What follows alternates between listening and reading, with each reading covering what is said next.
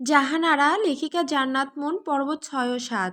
ইফান তুমুল বিরক্ত নিয়ে আমার উপর থেকে সরে যায়। আমি নিজেকে কিছুটা ঠিকঠাক করে দরজা খুলে দিই। আরে পলি তুমি? আসলে ভাবি দাদি তোমাকে বলেছে ফ্রেশ হয়ে একবার দেখা করতে। ঠিক আছে, আমি ফ্রেশ হয়ে আসছি। পলি আর কথা বাড়ালো না, সেখান থেকে চলে গেল। আমি আবার দরজা লাগিয়ে পিছন ঘুরবো, তার আগে আমাকে ইফান শক্ত করে জড়িয়ে ধরে। আমার এবার ওকে সত্যি সবচেয়ে অসহ্য লাগছে। কত বড় নির্লজ্জ হলে কট খেয়ে বিয়ে করার পরও তার বাসরের মুড থাকে। আমি না হয় তাকে জ্বালানোর জন্য ওই কথাগুলো বলেছিলাম। ইফান বারবার আমার ঘাড়ে ঠোঁট ছোঁয়াচ্ছে, এক প্রকার আমাকে খেয়ে ফেলার ধান্দা। রীতিমতো ঘাড়টা জ্বালা করা শুরু করেছে। এমনিতেই গত রাতের দাগ আর ব্যথা কমেনি, আর আবার শুরু করেছে। Come on baby, we start playing in bed. আপনার মতো নির্লজ্জ পুরুষ আমি পৃথিবীতে আর একটাও দেখিনি। আমি ঝটকা মেরে ইরফানকে দূরে সরিয়ে দিলাম। পুরো ঘাড় লালা দিয়ে ভিজে গেছে। কি সমস্যা ঝাঝাওয়ালি, এমন তিরিং বিরিং করছো কেন? আমার কাছে আসার চেষ্টা করবেন না মিস্টার ইরফান চৌধুরী। শালি আমার সাথে নাটক পাইছো? 3 বেলা আমার টাহাই খাইবা পড়বা, আর আমি একটু আদর করলেই দোষ। টাঙ্কি মারার আলাপ করো আমার সাথে? অসভ্য জানোয়ার পুরুষ। আমি আবার ভদ্রলোক কবে থেকে ছিলাম? আমি আর কথা বাড়ালাম না, এর সাথে আসলে কথা বলাই বেকার। আমাকে এখন ফ্রেশ হতে হবে, আর এদিকে কোনো জামা কাপড় নেই আমার কাছে।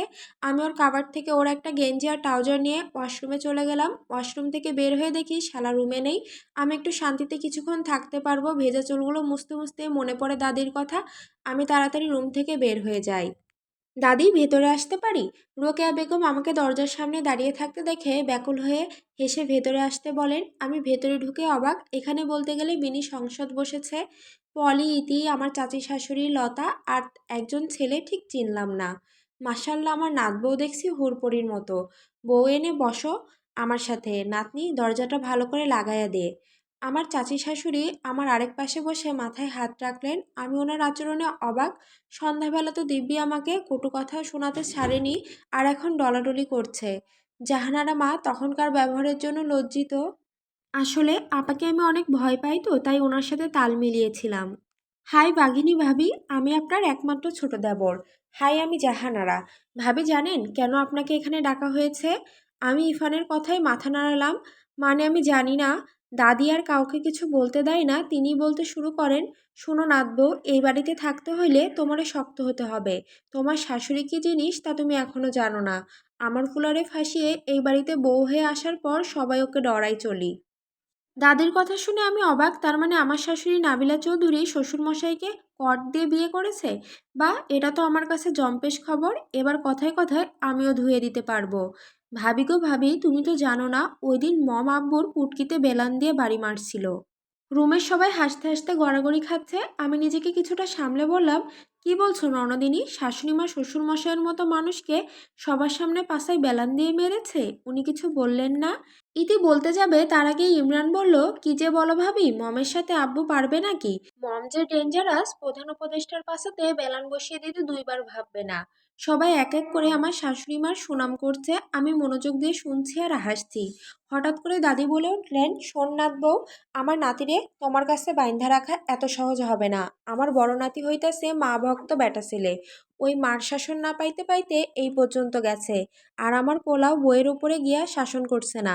এখন নাতি আমার হইছে গুন্ডা মাস্তানের মতোই। ঘরে মন টেহে না, কখনো মন চাইলে রাইতে আসে, না হইলে আসে না। একেবারে পরের দিন আসে। কেন রাতে বাসায় আসে না কেন? আমি বিস্ময় নিয়ে সবার দিকে তাকালাম। আমার কথা শুনে সবাই একটু বিব্রত হয়ে গেছে, যা আমি সবার চেহারা দেখে বুঝতে পারছি। দাদি একটু উসখুস করে বললেন, ইরফান মাইয়া মানুষের সাথে দিনরাত ডলাডলি করে বেড়াই। যদিও আমার বড় পোলার রাজনৈতিক সব ঝামেলা ওই সামলাই দিনে, কিন্তু তোমার সাথে যা ঘটলো তা আগে কোনোদিন করেনি। কাউরে কখনো জোর করেনি, কিন্তু তোমার লগে কি হইল বুঝলাম না।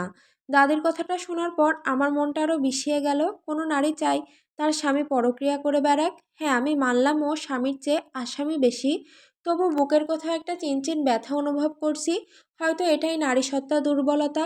আমাকে সবাই ইরফানের সম্পর্কে সবকিছু খুলে বলল। আমিও বুঝলাম ওকে সঠিক পথে নিয়ে আসতে হলে আমাকে ভালো করে মাঠে নামতে হবে। সেই দিন আমি আর ইরফানের রুমে যাইনি, দাদির সাথে থেকে যাই। আমার ফজরের আজানের সময় ঘুম থেকে ওঠার অভ্যাস, তারপর ফজরের নামাজ পড়ে ঘুমাই না, পড়তে বসি। কিন্তু আজ তো আর পড়া হবে না, গতকাল দাদির ঘরেই ঘুমিয়ে পড়েছিলাম। সাথে করে জামা কাপড় নিয়ে আসিনি, রাতে পলি তার একটা শাড়ি দিয়ে গিয়েছিল, সেটা নিয়ে এখন ইরফানের রুমে আসলাম। দরজা খুলতেই ঘর অন্ধকার দেখালো, তাই ফোনের ফ্ল্যাশ জ্বালিয়ে সুইচ অন করলাম।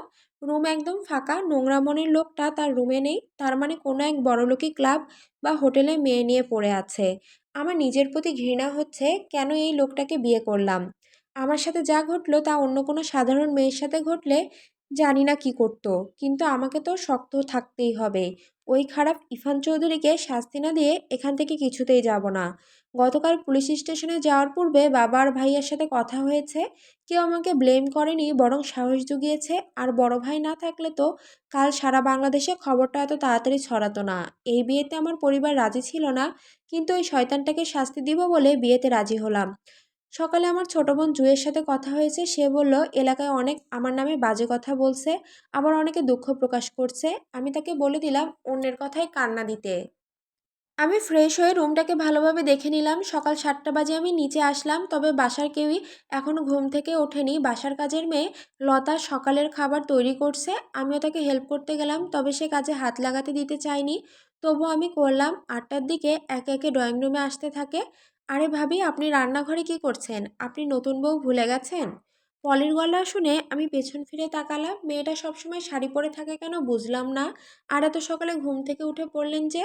আমার খুব সকালে ওঠার অভ্যাস, আর সবার জন্য লতা রান্না করছে, তাই আমিও একটু হেল্প করতে আসলাম। শুধু রান্নাঘরেই হেল্প নয়, আজ থেকে বাড়ির সব কাজ করবে। রান্নাঘরে অন্য কারো গলার আওয়াজ পেয়ে পেছনে তাকালাম। নাবিলা চৌধুরী সিঁড়ি দিয়ে নেমে রান্নাঘরের দিকে এগিয়ে আরও কিছু বলল। এই বাড়িতে কি তোমাকে আমরা ফ্রিতে খাওয়াবো নাকি? ঢিঙ্গি মেয়ে উড়ে এসে জুড়ে বসেছে আমাদের গায়ে। আমার তো কষা হয়েছে যে আপনার ঘাড়ে বসে কুতকুত করছি, যত সব ফাউল মহিলা। আমি আমার জামাইয়ের অধিকারে এই বাড়িতে আছি, আপনারা তো জ্বালা কিসের, হ্যাঁ? ছোট লোকের বাচ্চা, তোর সাহস কিভাবে হয় এই বাড়িতে দাঁড়িয়ে আমার সাথে এইভাবে কথা বলতে? নাবিলা চৌধুরী চিৎকার করে ধমকাচ্ছেন আমাকে। আমি কি থেমে থাকার পাবলিক নাকি? আমিও সমানতালে গলা ছেড়ে বললাম, আমার সাহসের কি দেখেছেন? আমি ছোট লোক, তাহলে আপনি কি? ওরে আমার নবাবের বেটি রে, এক পা কবরে চলে গেছে, আর এক পা কখন টুকুস করে চলে যাবে। আর এখনো তেজ দেখো, আপনার বালের তেজ আপনার ভগাটে পোলাকে দেখান। দুই শাশুড়ি বৌমার ঝগড়া শুনে বাড়িতে যারা ছিল সবাই ড্রয়িং রুমে হাজির হয়। এখানে তারা নীরব দর্শকের ভূমিকা পালন করছে। আর কেউ ভয়ে জড়সড়, আবার কেউ ঠোঁট চেপে হাসি আটকানোর চেষ্টায় নিয়োজিত। ননস্টপ তারা চিল্লাচিল্লি করেই যাচ্ছে, মানে কেউ কাউকে ঝগড়ায় জিততে দিবে না। এই মেয়ে, তোর ঠ্যাং ভেঙে দিব। আজ আমার ছেলে বাড়িতে আসুক, দেখ তোর কি হাল করি। আপনি আর আপনার ছেলে কেউই আমার কোনো বালি ছিঁড়তে পারবেন না।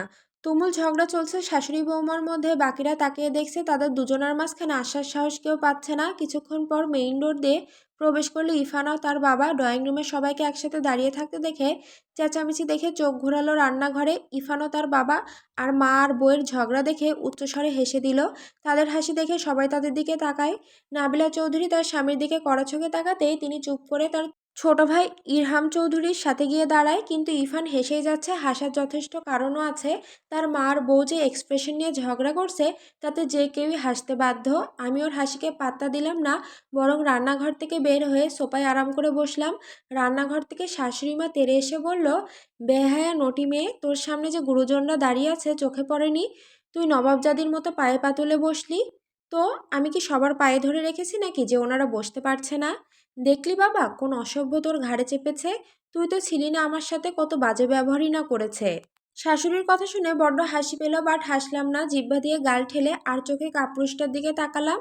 ওমা, দেখি সে আগে থেকে অদ্ভুত চাহনি দিয়ে আমার দিকে এক ধ্যানে তাকিয়ে আছে, কিন্তু আমি তার চোখের ভাষা বুঝতে পারলাম না, একদম অনুভূতিহীন চাহনি।